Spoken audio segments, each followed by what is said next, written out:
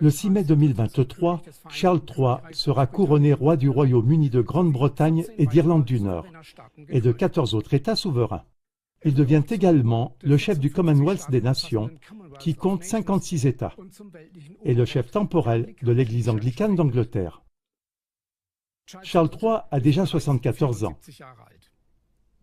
Dans l'histoire de la Grande-Bretagne, aucun roi n'était plus âgé au moment de son couronnement. D'innombrables chaînes de télévision du monde entier couvrent cette cérémonie. Alors que les caméras des médias de masse sont braquées sur la splendeur et le faste de cet événement, ce documentaire veut ouvrir un dossier en 5 parties qui révèle un tout autre visage du roi Charles III, largement passé sous silence par les médias de masse. Ce documentaire met en lumière des arrière-plans bouleversants. Première partie, le roi Charles III et ses possessions. En tant qu'héritier du trône de la reine Élisabeth II, le roi Charles III hérite d'une fortune gigantesque. Normalement, il devrait payer des impôts sur les successions comme tout autre Britannique. Charles est toutefois exonéré de droits de succession en vertu d'un accord conclu en 1993 avec le gouvernement de John Major. Voici un bref aperçu des biens de Charles III, ou plutôt de son empire britannique. Premièrement, propriété foncière. Charles est devenu, à la mort de sa mère, le plus grand propriétaire terrien de la planète. En effet, la couronne britannique possède en Australie, en Nouvelle-Zélande, en Irlande du Nord, au Canada, en Grande-Bretagne et sur les îles Malouines, une superficie enregistrée de plus de 2500 millions d'hectares. Cela représente plus d'un sixième de la surface totale de la Terre, ou 75 fois la superficie de l'Allemagne.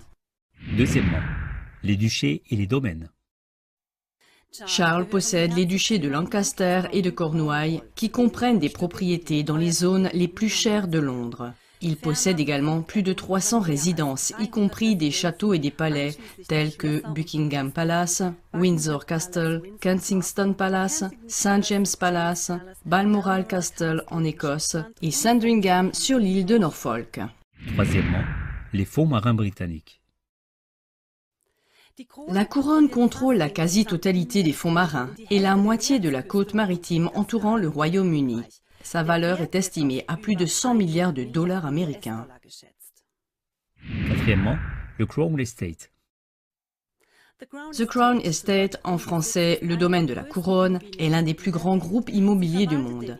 Il gère les biens immobiliers fonciers de la famille royale et reverse chaque année 25% de ses bénéfices directement à la caisse du monarque.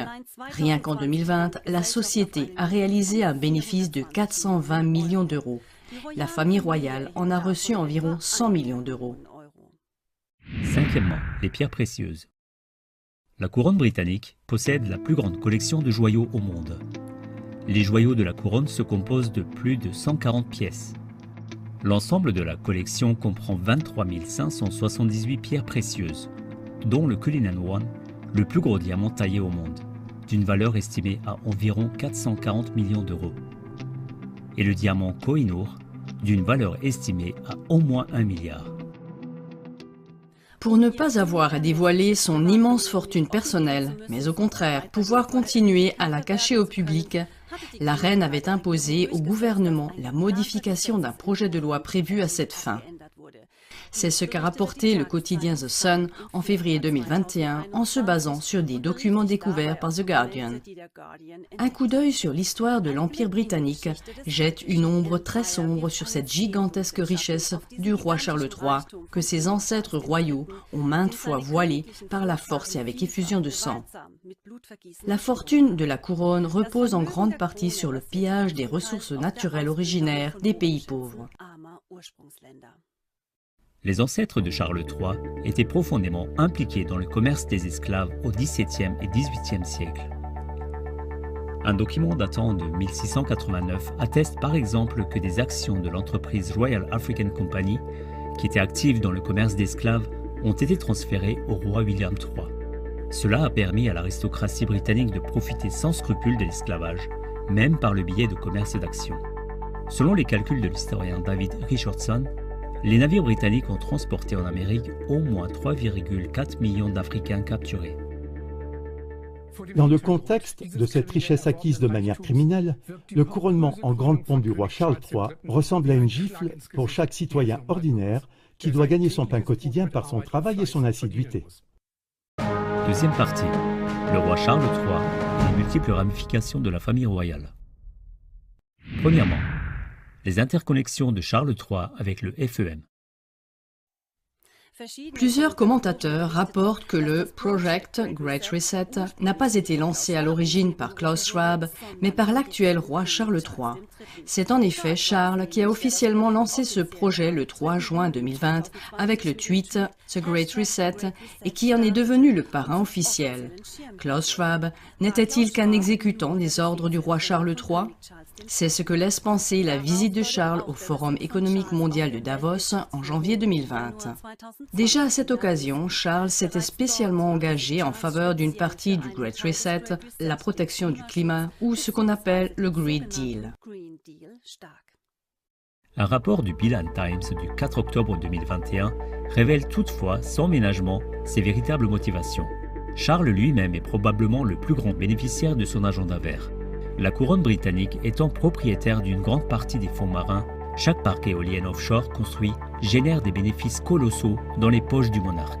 En fin de compte, cette protection hypocrite du climat permet de transférer les bénéfices de la hausse du coût de l'énergie directement dans les poches des riches. Il s'agit d'une machine sophistiquée de redistribution de l'argent dans laquelle la population s'appauvrit de plus en plus. Deuxièmement, les interconnexions avec la franc-maçonnerie.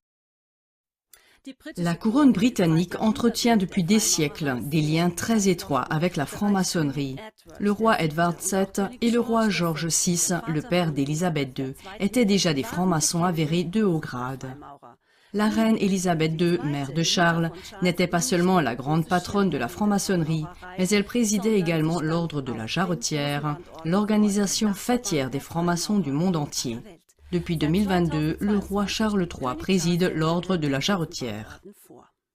Cet ordre dirige le reste de la franc-maçonnerie via la Grande Loge d'Angleterre et s'en sert pour infiltrer tous les aspects de la société. En signe de distinction spéciale, le roi peut également anoblir des civils et des militaires méritants. La couronne britannique utilise également ses chevaliers de la couronne comme agents qui prêtent serment d'allégeance à la maison de Windsor et reçoivent en échange pouvoir et richesse. Les chevaliers de la couronne britannique sont notamment les membres de la maison britannique Rothschild, l'ex-président américain Ronald Reagan, l'ex-secrétaire d'État américain Henry Kissinger, Bill Gates, l'ex-président de la FEAD Alan Greenspan, l'ex-maire de New York Rudy Giuliani, l'homme d'affaires et homme politicien américain Michael Bloomberg, le réalisateur Steven Spielberg, le général de l'armée américain Wesley Clark, l'ex-présentateur pédophile de la BBC Jimmy Savile. Ses relations étroites avec les milieux fortunés de la franc-maçonnerie et son rôle de leader dans le Great Reset, dont l'objectif est que les gens ne devront plus rien posséder, le montrent. Le roi Charles n'est certainement pas soucieux du bien-être du peuple. Troisième partie, le roi Charles III et ses scandales financiers. Bien que les règles de la politique royale en matière de dons interdisent aux membres de la famille royale d'accepter de l'argent liquide, Charles est impliqué dans de nombreuses affaires d'argent liquide. En juin 2022, il a accepté d'un chèque qatari milliardaire une valise remplie d'1 million d'euros. Il n'aurait jamais dû accepter cet argent liquide, même s'il était censé être destiné à une organisation caritative. Au total, Charles aurait reçu entre 2011 et 2015 3 millions d'euros en liquide du chèque controversé Hamid bin Yassim bin Yaber Al Thani, l'ancien Premier ministre du Qatar, pour la fondation caritative du prince de Galles. Ce qui est étrange, c'est que l'argent était en partie rangé dans des sacs à provisions. Le chèque a également été surnommé « l'homme qui a acheté Londres ». En 2013 déjà, Charles avait accepté, contre l'avis de ses conseillers, un don d'1 million de livres, soit environ 1,19 million d'euros, des demi-frères d'Oussama Ben Laden. Michael Fawcett, un proche de Charles, a dû démissionner de son poste de directeur de la fondation du prince Charles après un scandale d'argent contre les honneurs. Après un don d'argent, Fawcett a promis d'aider un homme d'affaires saoudien à obtenir à la fois la citoyenneté britannique et un anoblissement. Ces exemples montrent de manière impressionnante la légèreté avec laquelle Charles traite les dons en espèces. De toute évidence, il n'est pas digne de confiance. Quatrième partie. Le roi Charles III et la mort mystérieuse de Diana. Premièrement, les prémonitions de la princesse Diana. Le 28 août 1996, le mariage de Charles et Diana a été officiellement dissous. Environ un an plus tard, le 31 août 1997, Diana est décédée des suites d'un accident de la route à Paris. Les déclarations suivantes de Diana sont dignes d'être retenues. S'il m'arrive quelque chose, vous pouvez être sûr que le prince Philippe, avec l'aide des services secrets, est le coupable. 10 mois avant sa mort, Diana remet une lettre manuscrite à son majordome Paul Bourrel, publiée par le Daily Mirror en 2003. Elle y écrit « Cette période de ma vie est la plus dangereuse. Mon mari prévoit un accident avec ma voiture. » Dès octobre 1995, Diana s'est confiée à son avocat Victor Miscon et lui a révélé que Charles avait l'intention de la tuer au moyen d'un accident de voiture arrangé. Ces notes sont devenues célèbres sous le nom de Miscon Notes. Deuxièmement, grave incohérence sur les lieux de l'accident. Le médecin urgentiste, le docteur Frederick Miley, se trouvait par hasard dans les environs et est arrivé 2 minutes après l'accident à 0h25. Son véhicule d'urgence ne contenait toutefois pas l'équipement médical adéquat. Il a appelé les pompiers et les a dirigés vers un lieu d'accident incorrect. Il a ensuite donné de nombreuses informations contradictoires. Lorsque les pompiers sont arrivés, il a très vite quitté le lieu de l'accident. L'ambulance médicalisée n'est arrivée qu'à 0h40 et a mis 12 minutes pour parcourir 2,3 km. Cela correspond à une vitesse moyenne d'environ 17 km/h.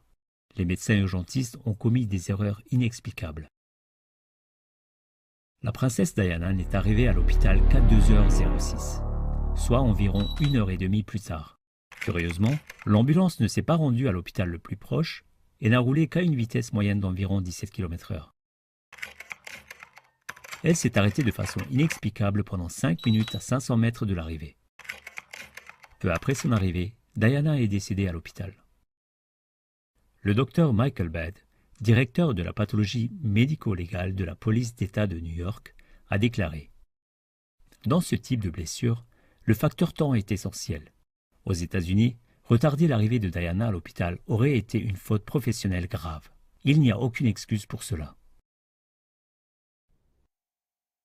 John Morgan s'est intéressé de près à la mort de Diana et a rédigé le livre « The Paris-London Connection ».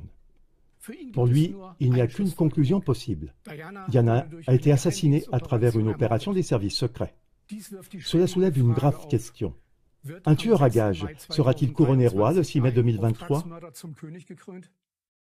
Cinquième partie. Le roi Charles III et les relations de la famille royale avec des pédophiles. Premièrement, l'amitié de Charles avec le pire prédateur sexuel britannique. L'ex-présentateur de la BBC, Jimmy Savile, décédé en 2011, était selon Scotland Yard le pire prédateur sexuel de l'histoire du pays. Dès 1961, la police a mené ses premières enquêtes sur des abus sexuels commis sur des mineurs. Des enquêtes ultérieures ont révélé qu'en 40 ans, il avait abusé d'au moins 500 filles et garçons, dont certains n'avaient que 2 ans. Le nombre de cas non recensés devait probablement être beaucoup plus élevé. Peter Watt, directeur de l'Organisation britannique de protection de l'enfance, a déclaré « Nous avons affaire à quelqu'un qui ne manquait jamais une occasion de trouver des victimes vulnérables et abuser d'elles. » La princesse Diana pensait que Savile était fou et a dit à une amie qu'elle ne pouvait rien faire contre le fait qu'il avait très souvent accès à la famille royale. Comment est-il possible que Charles ait qualifié ce pédophile de meilleur ami, qu'il ait entretenu une relation très étroite avec lui et qu'il l'ait même inscrit sur la liste des parrains potentiels de son fils Harry? La reine a mis le comble à cet incroyable scandale en faisant de Savile un chevalier de la couronne. En raison des interrogatoires répétés de la police pour abus d'enfants, il est totalement aberrant de penser que Charles et la reine n'aient pas été au courant de sa double vie. La chaîne de télévision BBC a elle aussi couvert les pratiques de Savile et a empêché la diffusion d'un reportage d'investigation en décembre 2011.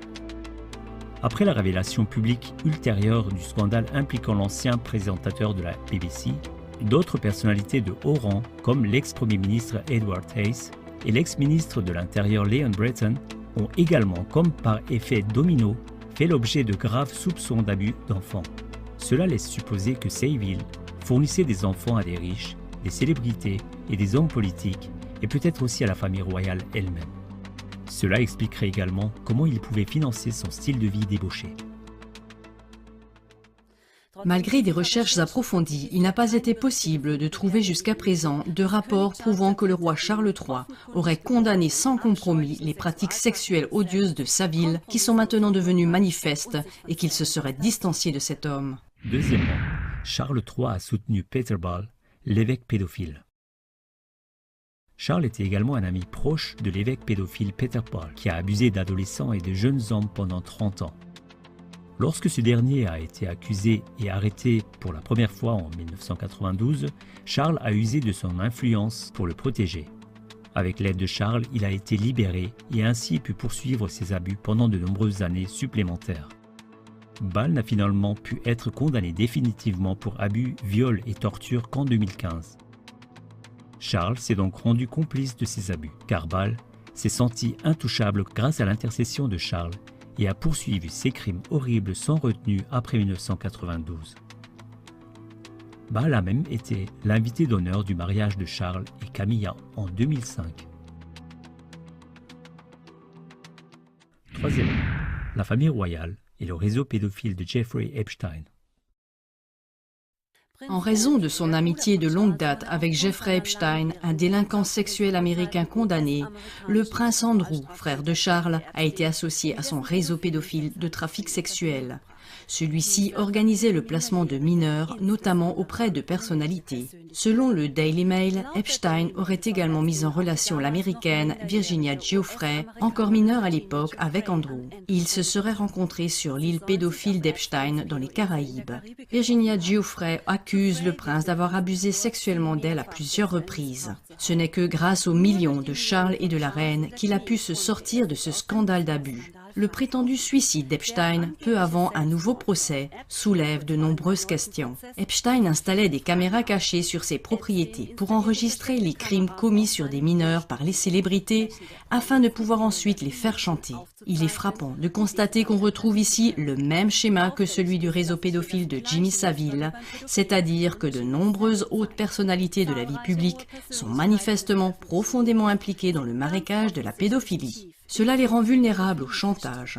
Sous cette pression, ils couvrent désormais, en vertu de leur position sociale élevée, des cartels de prédateurs sexuels. Ceux-ci se procurent des enfants à grande échelle pour en abuser. Cela explique aussi pourquoi, selon les statistiques officielles, des milliers d'enfants sont déclarés disparus chaque année et ne réapparaissent jamais. Selon les recherches de l'essayiste britannique David Icke, beaucoup de ces enfants sont en effet assassinés après avoir été abusés, afin que les autres personnalités ne soient pas démasquées comme coupables et que les cartels de prédateurs sexuels ne soient pas non plus démasqués.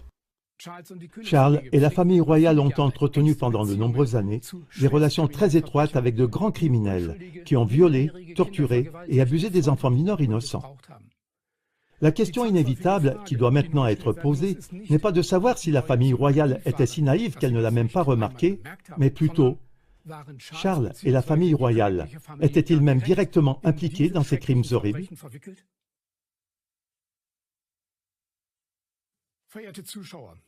Chers téléspectateurs, le dossier Roi Charles III donne une toute autre image que celle présentée par les médias de masse. Ceux-ci transmettent à des millions de téléspectateurs du monde entier l'image trompeuse d'un monde royal d'illusions à travers une mise en scène pompeuse du couronnement et occultent la réalité qui existe derrière les murs des somptueux palais. Comment est-il possible qu'un sympathisant de la pédophilie et un tueur à gages potentiel soit couronné roi et qu'il n'y ait pas de tollé?